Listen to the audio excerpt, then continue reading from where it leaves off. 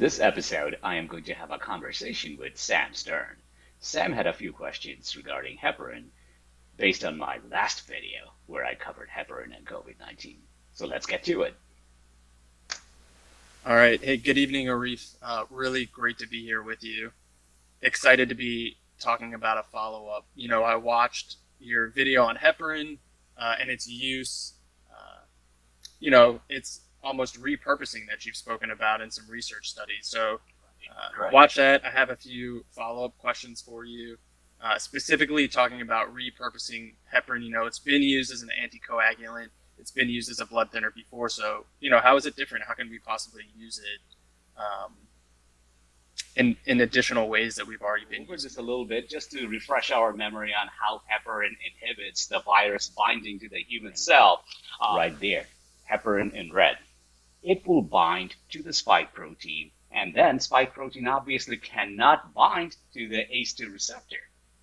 So that's the molecular way of heparin coming in, disrupting the whole process of binding, and which is good for us, of course, because we don't have any more spike protein binding to our own receptors, ACE2 receptors, and hence no entry into human cells. What is happening is, as we already know, SARS-CoV-2 is binding. Let me see if I can zoom in a little bit more. Aha, that's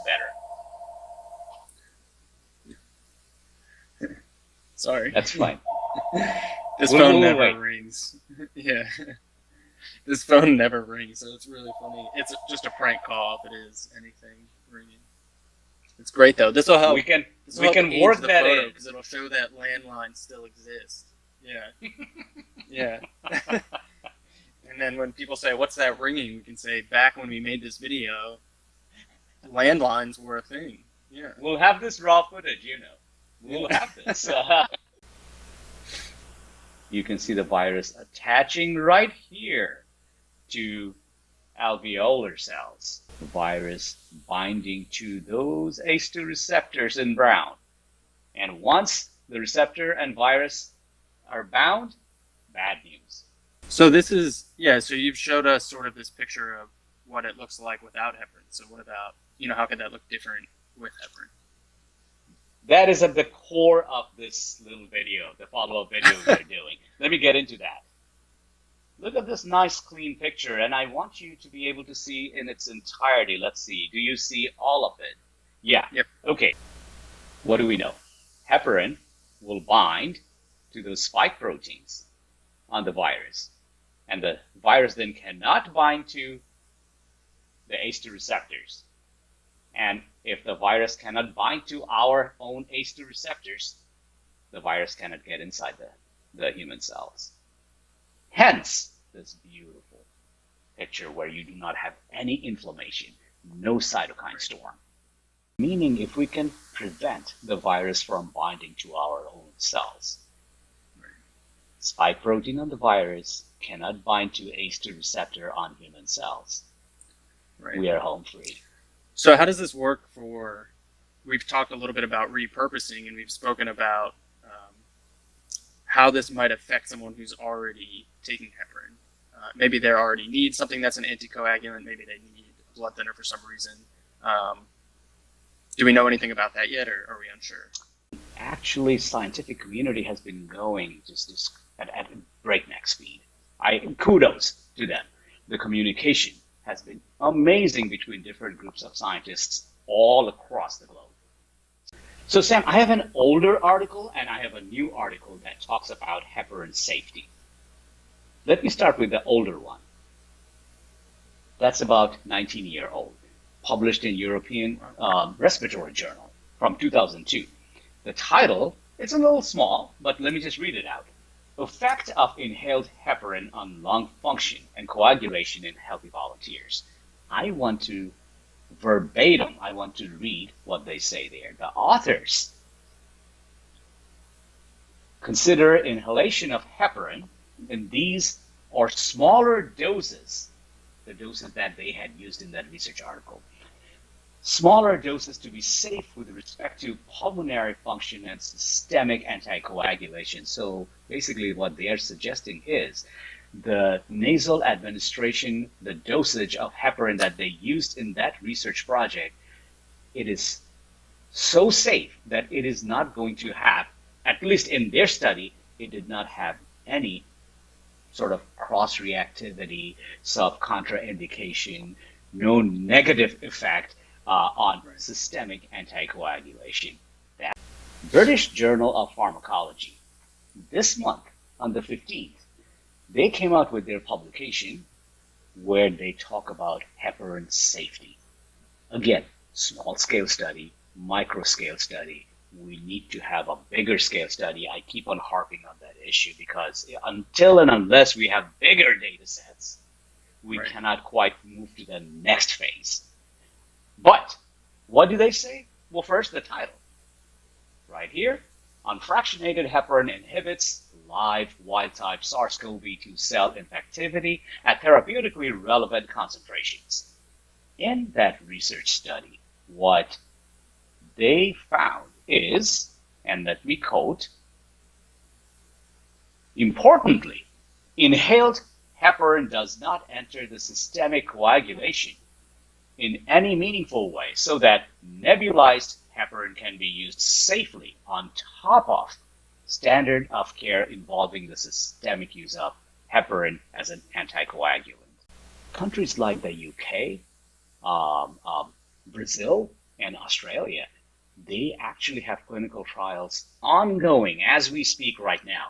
They have a trial ongoing on, and what do they say?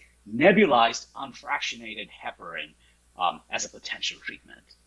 So that is really, I'm looking forward to the data that comes out of those trials that's happening down there.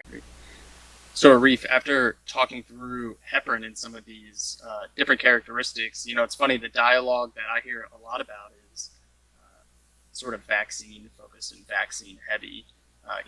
The different types of vaccines, the different efficacies of them. How does heparin sort of enter that dialogue, and where is it already entered, I guess, and is it something we should be talking about more? Very good point. I mean, there is a philosophical discussion to be had, right, between developed countries. I mean, this is a conversation that involves equity in some fashion, where you have developed countries obsessing over vaccines, and of course we need that. We need vaccines for the globe, for every population all over the planet.